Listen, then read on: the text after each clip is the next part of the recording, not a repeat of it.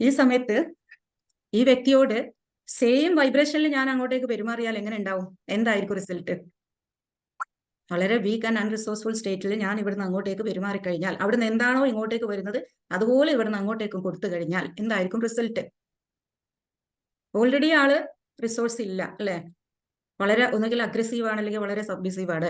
ആ സമയത്ത് ഞാനും വളരെ ലോ റിസോഴ്സ്ഫുൾ ആയിട്ട് അങ്ങോട്ടേക്ക് പെരുമാറിക്കഴിഞ്ഞാൽ അവിടെ ആ വ്യക്തിയിൽ ഒരു ചേഞ്ച് വരാനുള്ള ഒരു പോസിബിലിറ്റിയും ഞാൻ കൊടുക്കണില്ല. ഉണ്ടോ? സീറോ പോസിബിലിറ്റിയാണ്.